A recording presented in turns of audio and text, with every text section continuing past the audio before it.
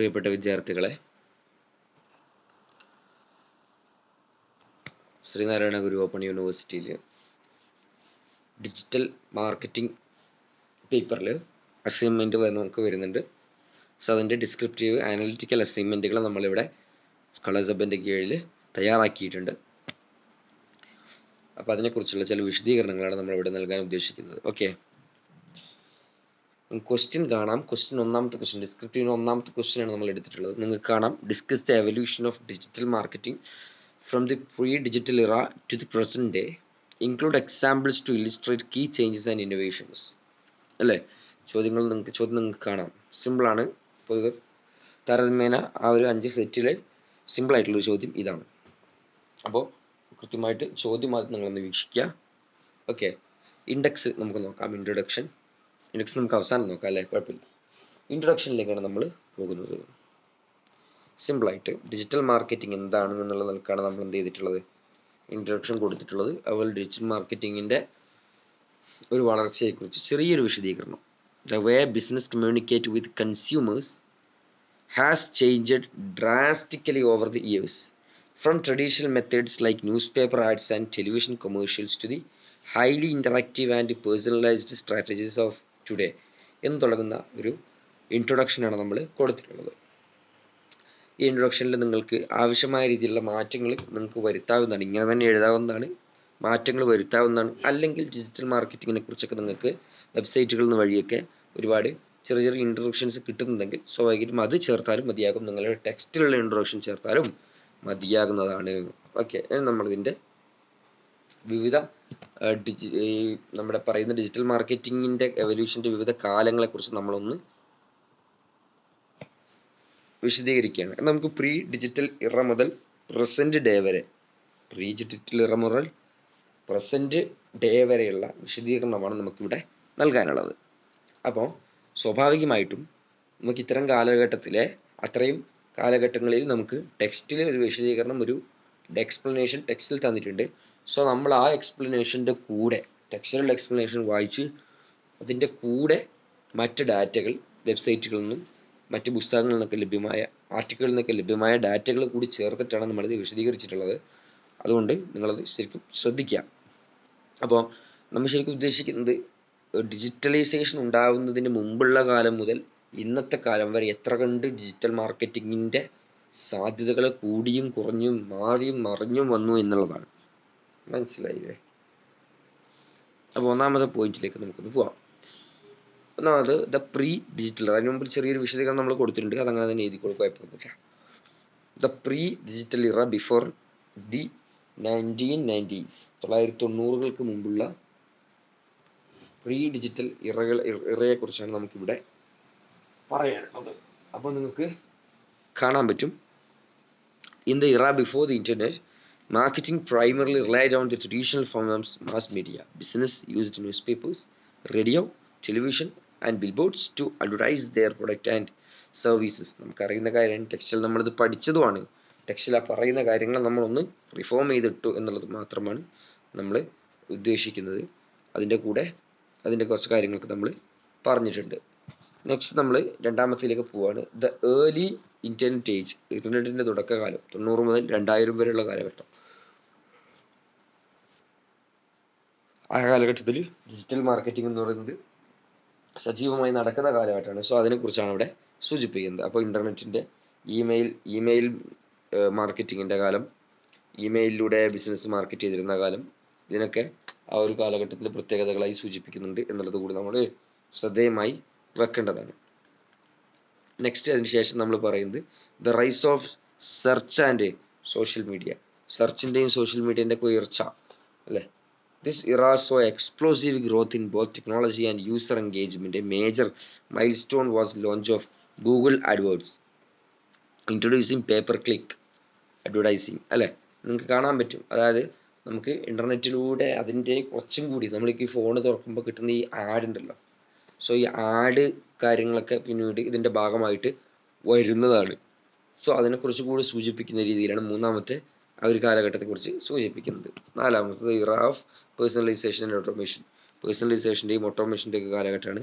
So ആ കാലഘട്ടത്തെക്കുറിച്ചും കൃത്യമായൊരു സൂചന നാലാമത്തെ പോയിന്റിൽ ഉണ്ട്. അവസാനത്തിൽ നമ്മൾ പറയും പോലെ the future of digital market 2020 ശേഷം പിന്നീട് ഉണ്ടായിട്ടുള്ള മാറ്റങ്ങളെ കുറിച്ച്, augment reality, AR, VR, AI ഇതിനെക്കുറിച്ചൊക്കെ ഒരു ചെറിയ സൂചന നമ്മൾ നൽകുന്നുണ്ട് എന്നുള്ളതാണ്. ഓക്കെ അല്ലേ? അതിൻ്റെ പുറത്ത് നമ്മൾ ടെക്സ്റ്റിലെ തന്നെ അല്ലെങ്കിൽ നമുക്ക് അസൈൻമെന്റ് സൂചിപ്പിച്ചതിനേക്കാളും ചില അധികം കണ്ടന്റുകൾ നമ്മൾ ചേർത്തിട്ടുണ്ട്. ഇപ്പോൾ use of personalised content across different channels നിങ്ങൾക്ക് കാണാൻ പറ്റും. ഇത് നമുക്കൊരു വേറൊരു സോഴ്സിൽ നിന്ന് ആർട്ടിക്കിളിൽ നിന്ന് കിട്ടിയ ഒരു കണ്ടന്റ് ആണ്. സോ നിങ്ങൾക്കത് നമ്മൾ ഈ പറയുന്ന ഇപ്പം ഇതുവരെ പറഞ്ഞ പോയിന്റുകൾ നിങ്ങൾക്ക് ടെക്സ്റ്റിൽ അസൈൻമെന്റിൽ എഴുതുക. അതിനുശേഷം നിങ്ങൾക്ക് പേജുകൾ കുറച്ചുകൂടി ഫില്ല് ചെയ്യണം തോന്നുകയാണെങ്കിൽ മാത്രം ഈ ഭാഗത്ത് നിങ്ങൾക്ക് എന്താക്കാം, ഈ ഒരു പോയിന്റ് കൂടി എഴുതിയാൽ ഒരു 2-3 പേജുകൾ ഇതിലൂടെ തന്നെ നമുക്ക് കവർ ചെയ്ത് പോകാൻ പറ്റും. അപ്പോൾ ഞാൻ പറഞ്ഞൊന്നും മനസ്സിലായിട്ടുണ്ടാവില്ലേ? സ്വാഭാവികമായിട്ടും തന്ന ആ പോയിന്റുകൾ ആ ഒരു 5 കാലഘട്ടം തന്നെയാണ് ധാരാളം, അത് മതി. ഇനി അതിനപ്പുറം കുറച്ചും കൂടി വേണമെന്നുണ്ടെങ്കിൽ ഈ ഒരു കാലഘട്ടം കൂടി ഇതും കൂടി ജസ്റ്റ് ആഡ് ചെയ്ത് കൊടുക്കാവുന്നതാണ്. അതിൽ കുഴപ്പമൊന്നുമില്ല എന്നുള്ള രീതിയിലാണ് ഞാൻ നിങ്ങളുടെ ഇപ്പോൾ സൂചിപ്പിച്ചിട്ടുള്ളത്. ഇനി കൺക്ലൂഷനിലേക്ക് നമ്മൾ പോവാണ്. കൺക്ലൂഷൻ സൂചിപ്പിച്ചതുപോലെ തന്നെ നേരത്തെ ഇൻട്രൊഡക്ഷനിൽ പറഞ്ഞ പോലെ തന്നെ ഒരു കൺക്ലൂഷൻ നമ്മൾ കൊടുത്തിട്ടുണ്ട്. അതിൽ ഈ അസൈൻമെന്റിന് സൂട്ടബിൾ ആവുന്ന ഒരു കൺക്ലൂഷൻ നമ്മൾ കൊടുത്തിട്ടുണ്ട്.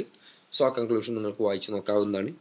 ചില മാറ്റങ്ങളൊക്കെ വരുത്താം നിങ്ങൾക്കും. അതുപോലെ ഞാൻ പറഞ്ഞതുപോലെ വേറൊരു കൺക്ലൂഷൻ എവിടെന്നെങ്കിലും സെറ്റ് ചെയ്തെടുക്കാൻ പറ്റുന്നുണ്ടെങ്കിൽ അത് വളരെ ഉചിതമായ രീതിയിൽ തന്നെ നിങ്ങൾക്ക് ചെയ്തെടുക്കാനും പറ്റുന്നതാണ്. നെക്സ്റ്റ് നമുക്ക് റെഫറൻസ്. നമ്മൾ ഇതിന് ഉപയോഗിച്ചിട്ടുള്ള 2-3 ആർട്ടിക്കിളുകൾ നമ്മൾ ഇതിൽ ഉപയോഗിച്ചിട്ടുണ്ട്. ആ തുടക്കത്തിൽ കാണുന്ന 2-3 ആർട്ടിക്കിളുകൾ നമ്മൾ ഉപയോഗിച്ചത് തന്നെയാണ്. അതിന് ശേഷം വരുന്നത് നമ്മൾ ജസ്റ്റ് ആഡ് ചെയ്ത് കൊടുത്താണ്. നിങ്ങൾക്ക് ഇടുന്ന സമയത്ത്, നിങ്ങൾക്ക് റെഫറൻസ് സെറ്റ് ചെയ്യുന്ന സമയത്ത് ഒന്ന് ഷഫിളൊക്കെ ചെയ്തിട്ട് നിങ്ങൾക്ക് എന്ത് ചെയ്യാം, റെഫറൻസുകൾ നിങ്ങൾക്ക് ഉപയോഗിക്കാവുന്നതാണ്. നെക്സ്റ്റ് നമ്മൾ ഫുട് നോട്ടിലേക്കാണ് ഇനി പോകുന്നത്. സൂചിപ്പിച്ചതുപോലെ ഫുട് നോട്ട് കുറച്ച് വാക്കുകൾ നമ്മൾ കൊടുത്തിട്ടുണ്ട്.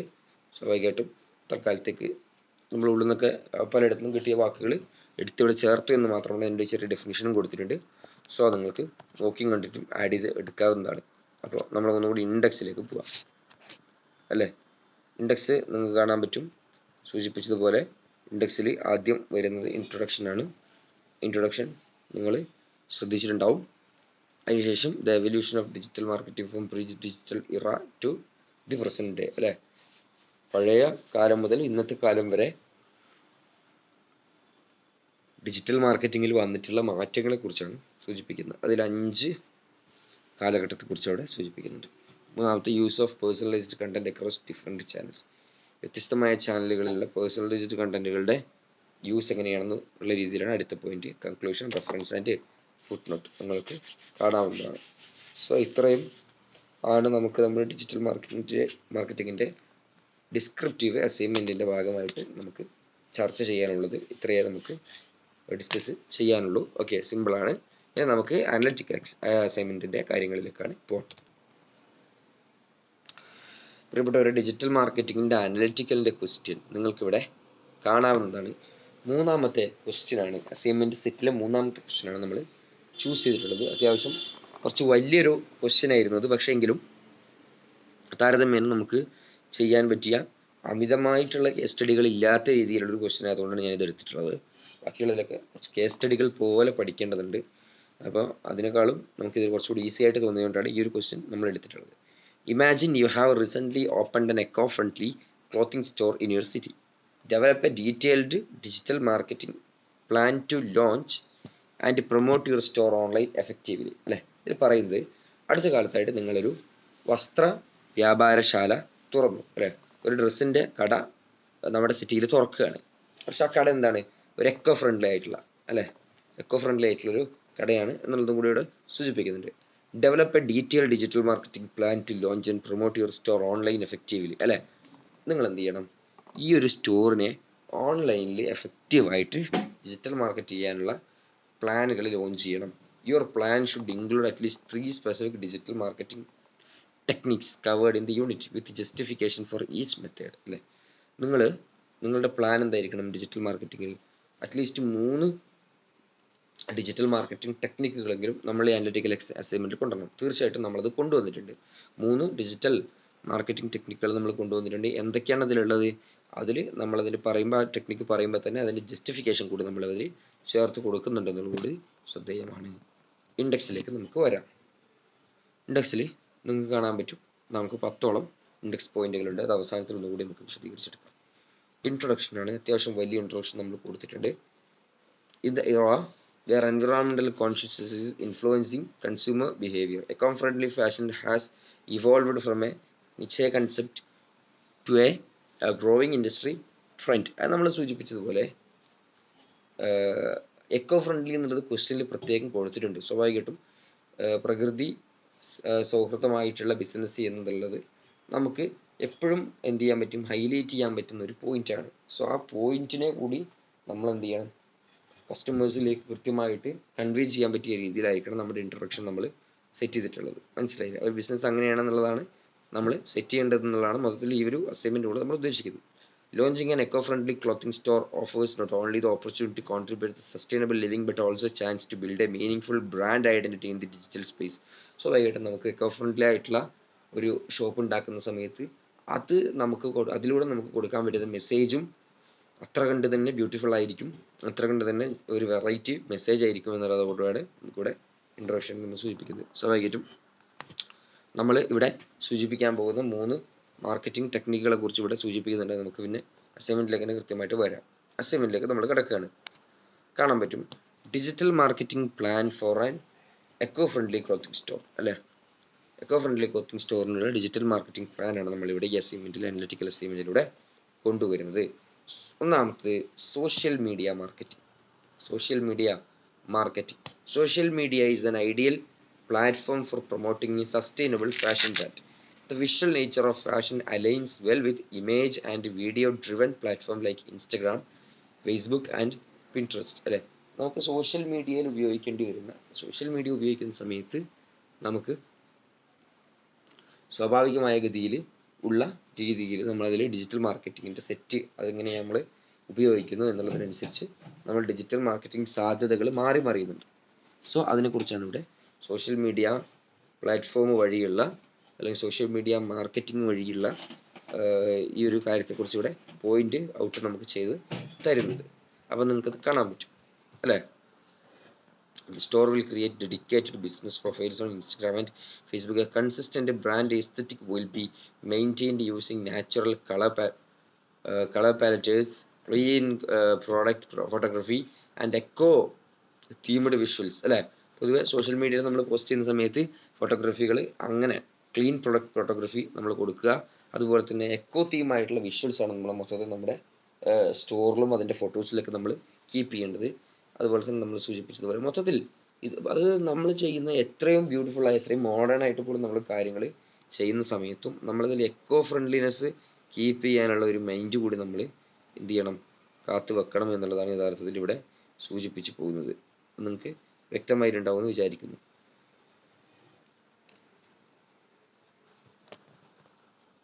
അപ്പോൾ ഒരു ദീർഘമായിട്ടുള്ള ഒരു പോയിന്റിന് ശേഷം, അതായത് സോഷ്യൽ മീഡിയ പ്ലാറ്റ്ഫോം ഉപയോഗിച്ച് നമുക്ക് കൃത്യമായിട്ട് എന്ത് ചെയ്യാം, നമ്മുടെ ഫേസ്ബുക്ക്, ഇൻസ്റ്റഗ്രാം, നമ്മൾ ഉപയോഗിക്കുന്ന മറ്റു ടിക്ടോക്ക് പോലുള്ള സോഷ്യൽ മീഡിയ പ്ലാറ്റ്ഫോമുകൾ ഉപയോഗിച്ച് നമുക്ക് നമ്മുടെ ഡിജിറ്റൽ മാർക്കറ്റിംഗ് സാധ്യതകളെ ഉപയോഗപ്പെടുത്താം എന്നുള്ളതാണ് പറഞ്ഞത്. അപ്പോൾ 3 ടെക്നിക്കുകളാണ് പറഞ്ഞത്. ഒന്ന് അതായിക്കൊണ്ട് next search engine optimisation, SEO. Search engine optimisation എന്ന് പറയുന്ന SEO is essential for ensuring that the store's website is discovered by people who are actively searching for eco-friendly clothing options അല്ലേ. നമുക്ക് എന്താ പറയുക, ഇൻ്റർനെറ്റിൽ അല്ലെങ്കിൽ മറ്റ് കാര്യങ്ങളിലേക്ക് സെർച്ച് ചെയ്യുന്ന സമയത്ത്, വെബ്സൈറ്റിൽ കയറുന്ന സമയത്ത് അവർക്ക് ഡിസ്കവറബിൾ ആയിരിക്കണം അല്ലേ, കണ്ടുപിടിക്കാൻ പറ്റണം. നമ്മൾ കയറുന്ന സമയത്ത് അവർക്ക് മനസ്സിലാക്കാൻ പറ്റണം ഇതൊരു എക്കോ ഫ്രണ്ട്ലി ആയിട്ടുള്ള ക്ലോത്തിങ് ഓപ്ഷൻ ആണ് എന്നുള്ളത് കൂടി അവർക്ക് മനസ്സിലാക്കാൻ പറ്റണം. While social media focuses on engagement, അങ്ങനെ തുടങ്ങുന്ന ഒരു പോയിന്റാണ്. SEO വളരെ പ്രധാനപ്പെട്ട ഒരു പോയിന്റാണ്, ഏതെങ്കിലും ഒരു ടെക്നിക്കാണ് എന്നുള്ളത് കൂടി നമ്മൾ സൂചിപ്പിക്കുന്നുണ്ട്. അപ്പോൾ അടിയിലേക്ക് നമ്മൾ വരുന്ന സമയത്ത് the website will be optimised. ഇത് നമുക്ക് ഒരു വെബ്സൈറ്റിൽ നിന്ന് കിട്ടിയിട്ടുള്ള ഒരു മോഡലാണ്. രണ്ടാമത്തെ പാരഗ്രാഫ് നിങ്ങൾക്ക് കാണാൻ പറ്റും. ഒരു വെബ്സൈറ്റിൽ നിന്ന് നമുക്ക് കിട്ടിയിട്ടുള്ള മോഡലാണ്, എങ്ങനെയാണ് ഡിജിറ്റൽ മാർക്കറ്റിംഗ് പരിചയപ്പെടുത്തുന്ന ഒരു വെബ്സൈറ്റിൽ നിന്ന് കിട്ടിയാണ്. തീർച്ചയായിട്ടും നിങ്ങളുടെ അസൈൻമെന്റിലേക്ക് നിങ്ങൾ പ്രത്യേകം എഴുതണം. ആ ഭാഗം നിങ്ങൾ സ്കിപ്പ് ചെയ്യാനോ കട്ട് ചെയ്ത് കളയാനോ പാടില്ല. നിങ്ങൾക്ക് കാണാൻ പറ്റും website will be optimised using high volume and relevant keywords such as organic cotton clothing in അല്ലെങ്കിൽ ഒരു സിറ്റി നെയിം കൊടുക്കുക, eco friendly fashions brand in India and sustainable women wear. അങ്ങനെ ഒരു രീതിയിൽ നമ്മൾ എന്ത് ചെയ്യുക, ആ രീതിയിൽ സൂചിപ്പിച്ച പോലെ തന്നെ ചെയ്യുക. Each product will have keywords rich titles അല്ലേ.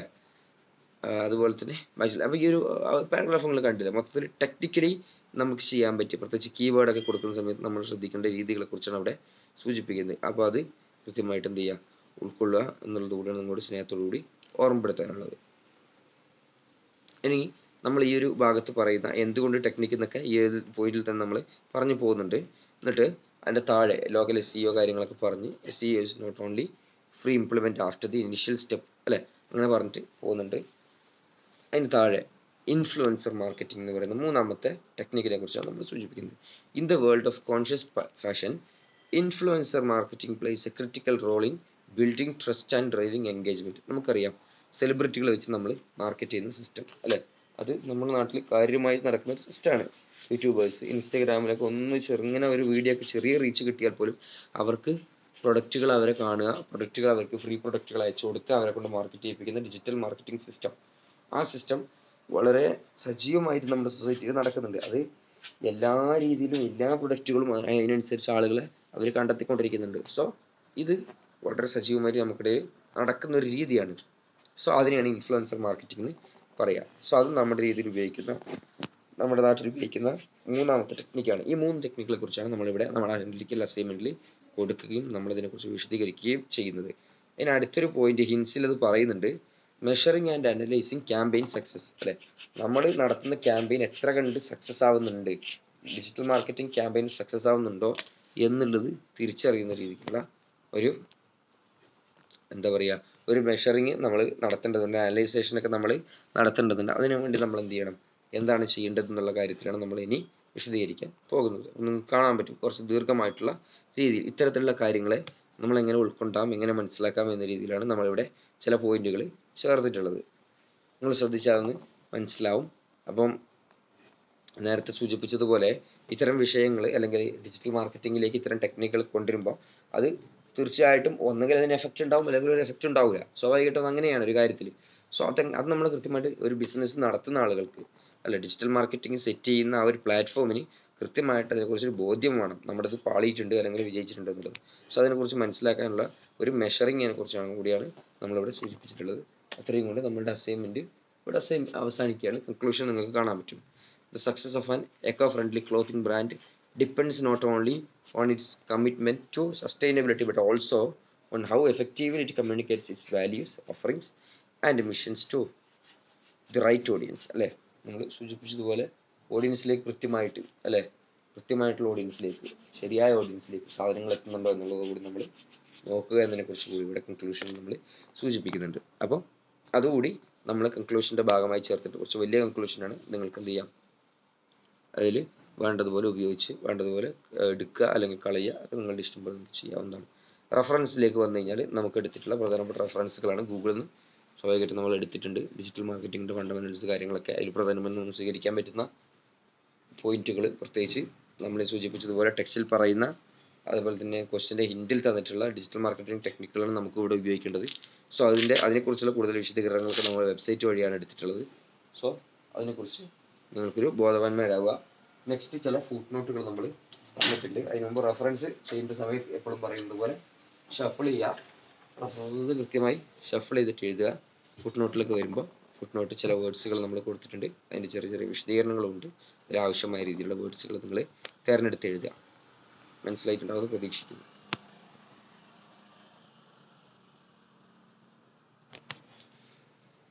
ഇതിൽ നമ്മൾ ഇൻഡെക്സിലേക്ക് വന്നു കഴിഞ്ഞാൽ ഇൻട്രൊഡക്ഷൻ നിങ്ങൾക്ക് കാണാൻ പറ്റും. Digital marketing plan four echo friendly clothing store നിങ്ങൾക്ക് കാണാൻ പറ്റും.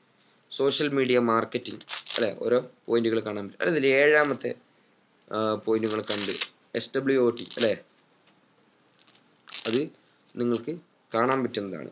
ആ ഒരു പോയിന്റ്, ആ ഒരു ഡാറ്റ അവിടെ നമുക്ക് മനസ്സിലാക്കിയതുപോലെ അതവിടെ നമ്മുടെ അസൈൻമെന്റിൽ ഉണ്ടായിരുന്നൊരു സബ് ഹെഡിങ് ആയിരുന്നു. ഞാനതിനെ എന്ത് ചെയ്തു, വലിപ്പം കൂടിയത് കൊണ്ട് കളഞ്ഞതാണ്. പക്ഷെ ഇൻഡെക്സിൽ വന്നു വിട്ടു. ഏതായാലും അതവിടെ കിടക്കട്ടെ. നിങ്ങൾ എഴുതുന്ന സമയത്ത് നിങ്ങൾ എന്തായാലും നിങ്ങൾ ആഡ് ചെയ്യുന്ന പോയിന്റുകൾക്ക് മാത്രമായിരിക്കുമല്ലോ നിങ്ങൾ ഇൻഡെക്സ് എഴുതുക. അപ്പോൾ അതിനനുസരിച്ച് മാത്രം അത് എഴുതിയാൽ മതിയാകും. പിന്നെ conclusion, references and footnote. ഇത്രയും കൊണ്ട് നമ്മുടെ അസൈൻമെൻറ്റ് ഇവിടെ പൂർത്തിയാകുകയാണ്. അപ്പോൾ ഇത്ര അസൈൻമെൻറ്റിൻ്റെ കാര്യങ്ങളൊക്കെ നിങ്ങൾക്ക് വ്യക്തമായിട്ടുണ്ടാകുമെന്ന് പ്രതീക്ഷിക്കുന്നു. അതൊക്കെ കൃത്യമായിട്ട് എഴുതുക, നന്നായിട്ട് പഠിക്കുക, നന്നായി പഠിക്കാൻ കഴിയട്ടെ. Okay, thank you to all.